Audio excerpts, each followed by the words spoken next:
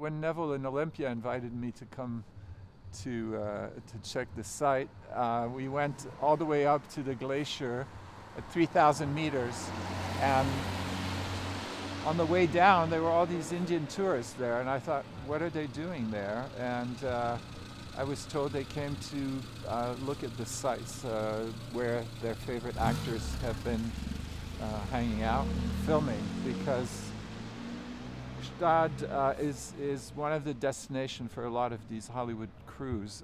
They come here to shoot what is called a cut to Switzerland, where these fantasy scenes where the couple is suddenly transported in the Alps away from the madness of New Delhi, and there's this incredible fantasy about the Alps. You know, it's kind of reverse fantasy.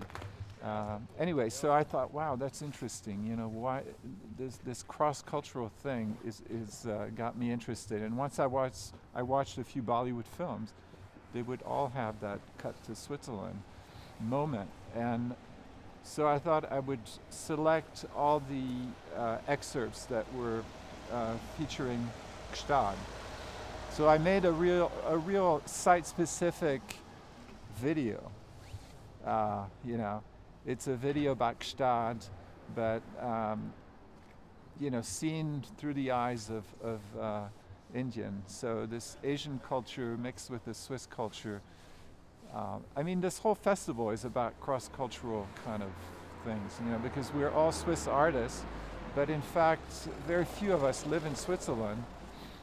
And I think, you know, I could relate to this distance from this kind of idyllic environment that I knew from my childhood, but now I can look at it with a certain distance and maybe be a little bit more critical. But especially seeing it through the eyes of the Indians was really interesting.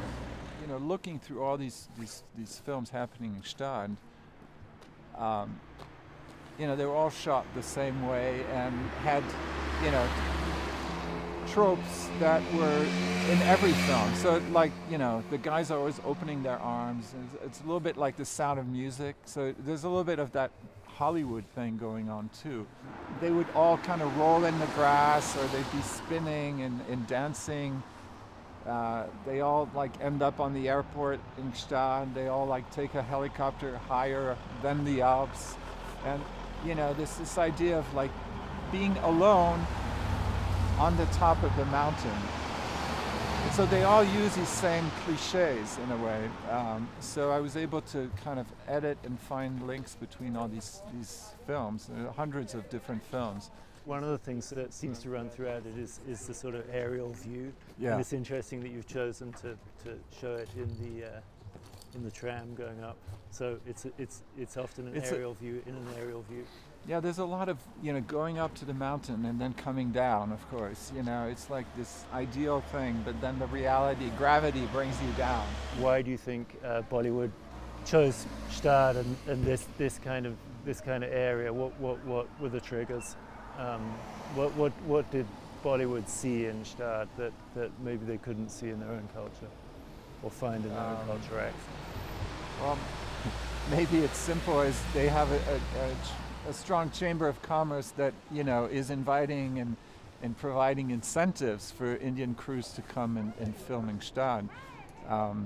You know, but it's a beautiful place, and it is a glamorous place. You know, it's known to be the skiing resort of the rich and famous, even though they don't ski, but they hang out and look glamorous. But you know, I think it's this fantasy, this ideal kind of.